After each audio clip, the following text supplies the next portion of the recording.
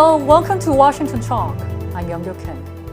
During his 4-day visit to Seoul, Sung Kim, the U.S. Special Representative for North Korea, reaffirmed Washington's willingness to talk with Pyongyang, stressing the U.S. holds no hostile intent toward North Korea. Meanwhile, North Korea's foreign ministry released a statement criticizing the U.S. for what is happening in Afghanistan. We'll discuss these and more. Joining me is Scott Snyder. Mr. Snyder is director of the program on U.S.-Korea policy at the Council on Foreign Relations. His book, South Korea at the Crossroads, examines the trajectory of South Korean foreign policy. Jonathan Corrado also joins me today. Mr. Corrado is director of policy for the Korea Society.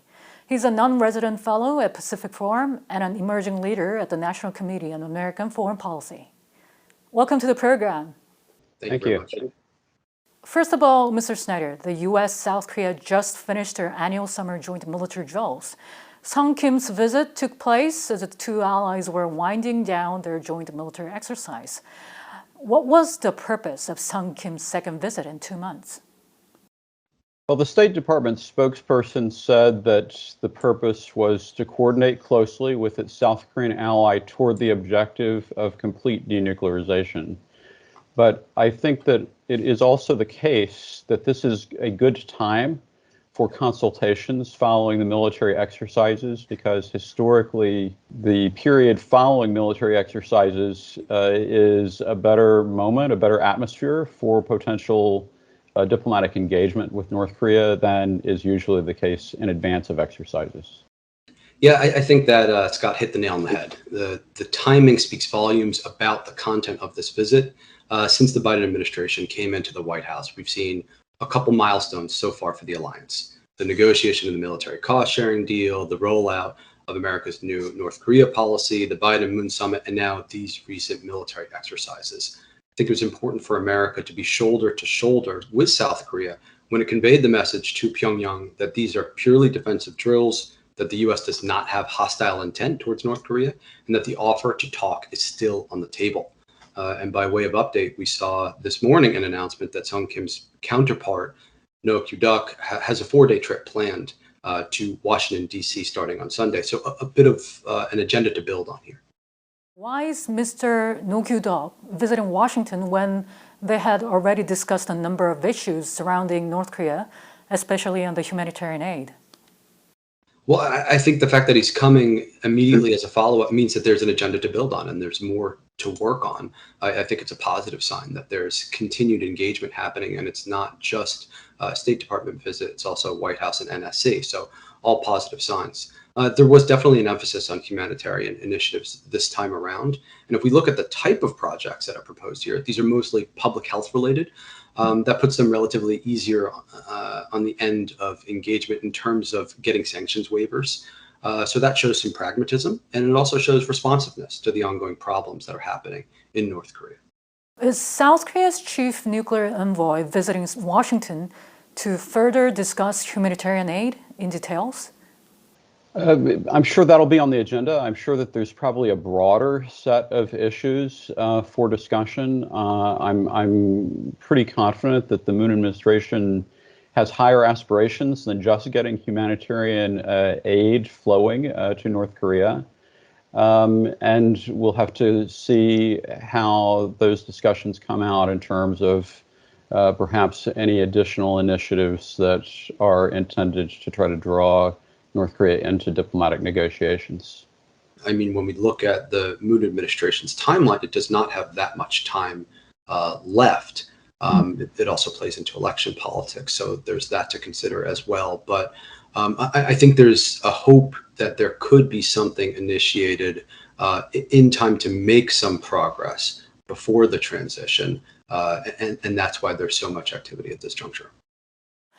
Going back to the discussion held in Seoul, especially about the humanitarian aid, No Kyu-duk said Sung Kim and No Kyu-duk, they discussed very specifically about how they're going to provide humanitarian aid to North Korea, which includes healthcare, quarantine against infectious diseases, safe water, and sanitation.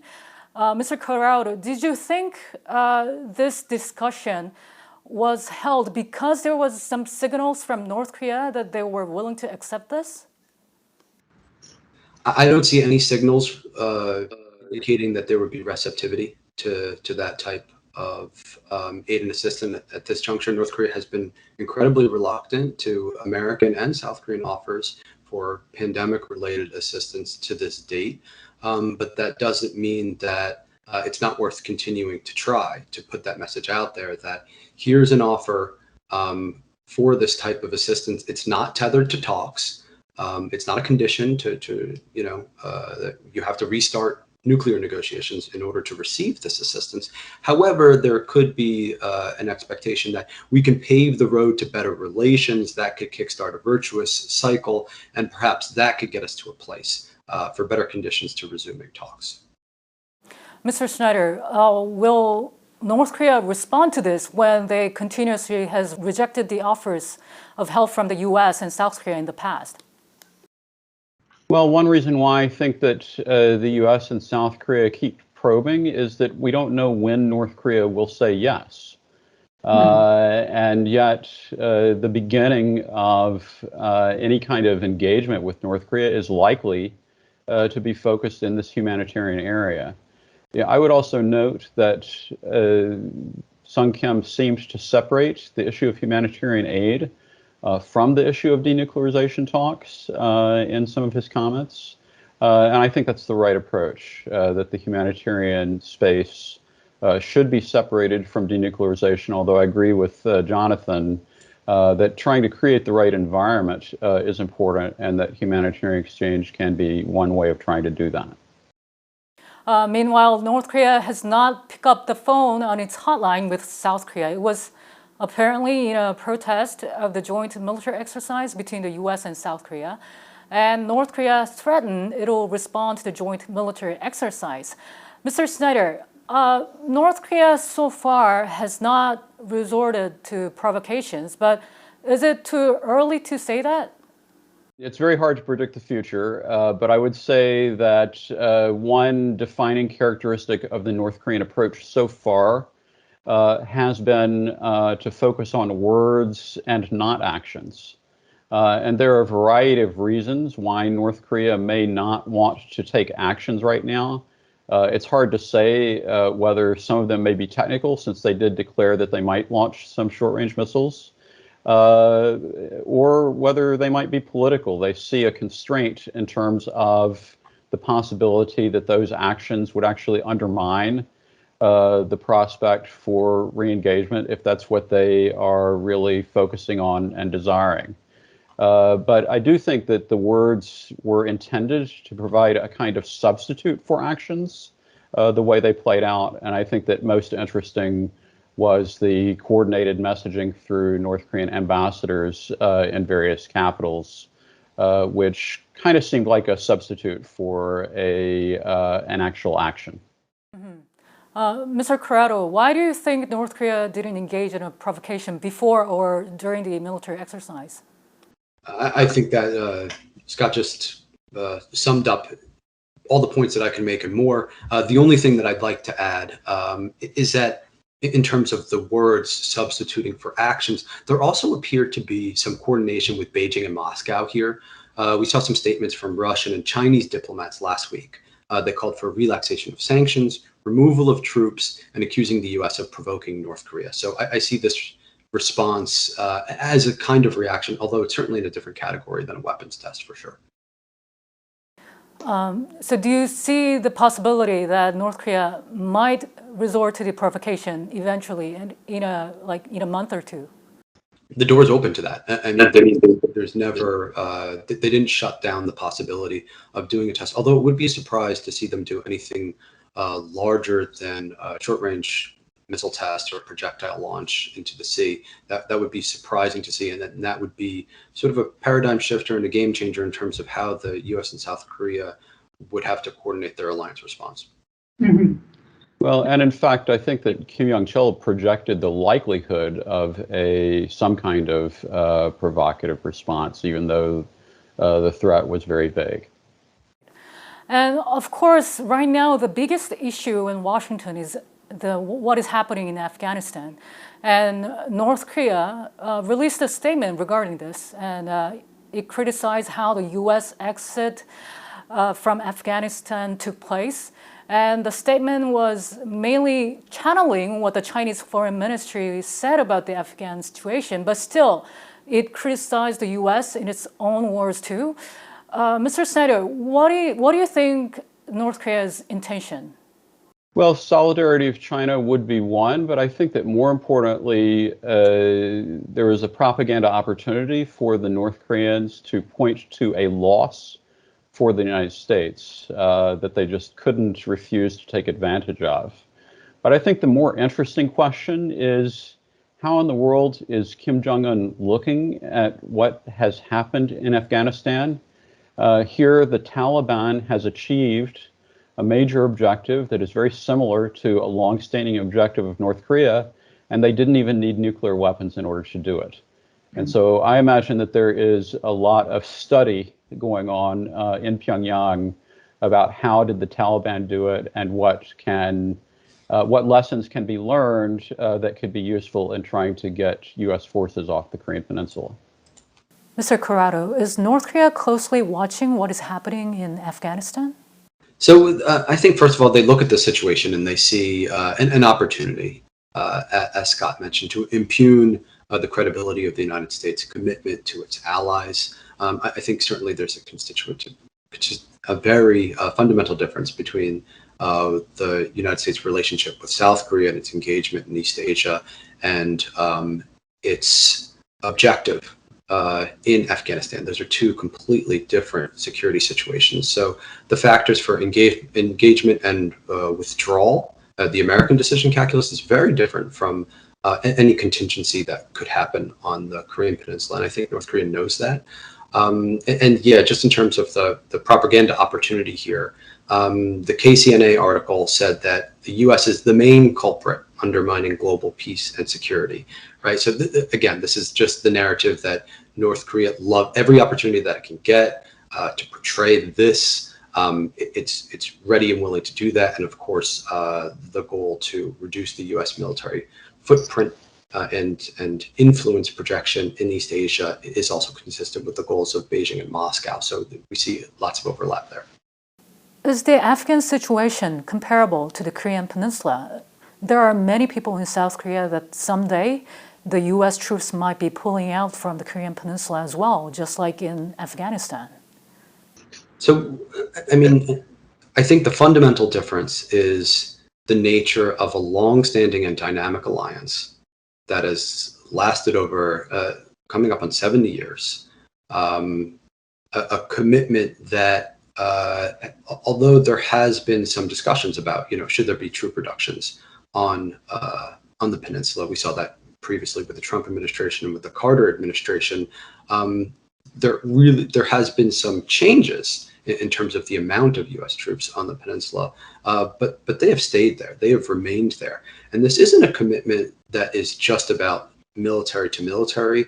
It's not a commitment that's just about interests, although we share plenty of those, ranging from security to economics. But it's also a commitment that is rooted in our shared values, things like democracy, human rights. So I think there's a deep affection and a deep bond between the peoples of the United States and Korea. When we look at Pew surveys, we see that regularly the U.S. and South Korean populace tend to evaluate one another very, very highly. So I think that this is not a thinly rooted alliance, and that makes this a very different kettle of fish. And then, of course, to speak about the nature of the threat posed in East Asia, not just by North Korea, but also by a rising China. It's just a very, very different type of threat. And so the United States posture there is also very, very different. President Joe Biden reaffirmed South Korea is fundamentally different from Afghanistan, and so did the White House National Security Advisor, as well as the State Department. How are South Korea and the situation on the Korean Peninsula different? Well, I think Jonathan was actually touching on what I think is the most important point as we look at the Biden administration worldview, and that is that a major priority of this administration is girding for an enhanced competition with China. And in that context, the Afghanistan involvement has long seen as an impediment and as a drawback and it's a distraction from the need to focus on strategic competition with China. And so that's the fundamental factor, I think, that it's important that the North Koreans not misread as they look at U.S. political will. Some observers in South Korea say the Biden administration is turning to strategic patience, but former U.S. negotiators or the North Korean watchers in Washington point out that the U.S. has repeatedly shown its willingness to talk, and it is North Korea that is not responding to it. What do you make of this, Mr. Snyder? I think that the Biden administration has the right posture of willingness to engage diplomatically, but the North Koreans may not perceive that the Biden administration has the right priority. They usually want to be at the top of the president's inbox, and that's not the case right now. But I think from the Biden administration's point of view, there are a lot of reasons to think that the timing is not yet right. One, the North Koreans are preoccupied with their own domestic agenda.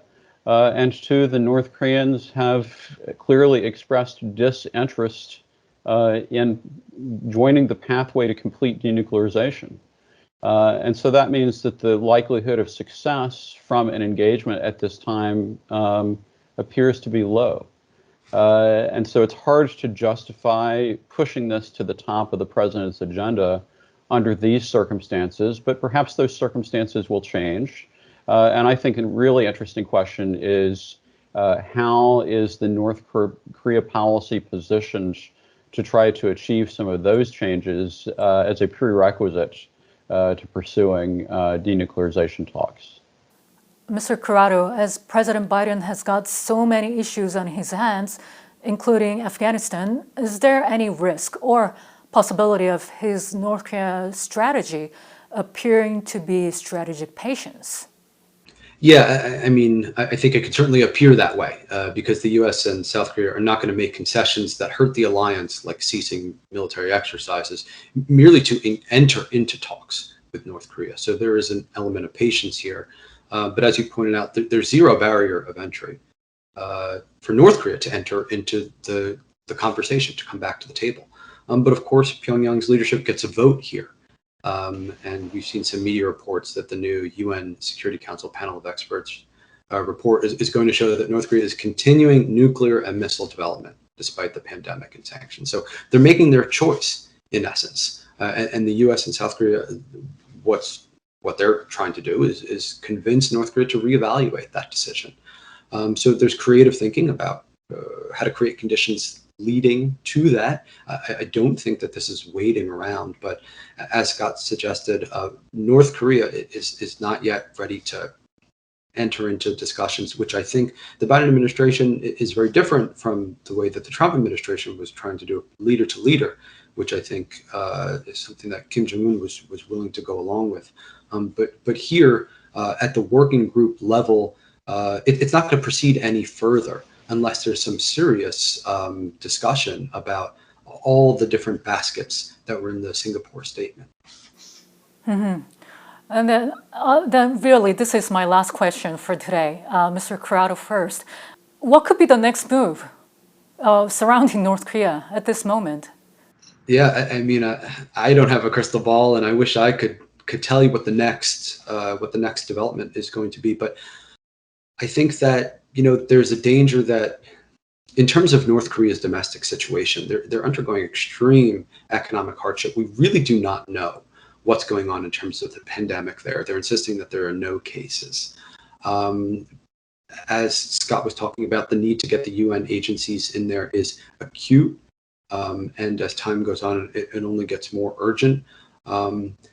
So a domestic development in North Korea could drive things in terms of how the process is able to go or not.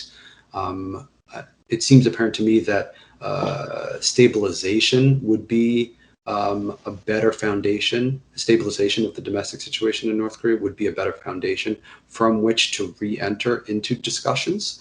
But that appears to be a ways off. Mm-hmm. Mr. Snyder, your thought? Well, I would say that the U.S.-North Korea relationship right now is kind of like watching an arm wrestling competition. And just because you see stalemate in the respective efforts of the contestants to try to push forward, it doesn't mean that they are not exerting effort. It simply means that not much is moving. And so I think the big question is whether we're going to see a kind of sudden shift that results in a decisive outcome, or whether we're going to see a very gradual development in which it starts to appear that one side is beginning to dominate on the other, over the other.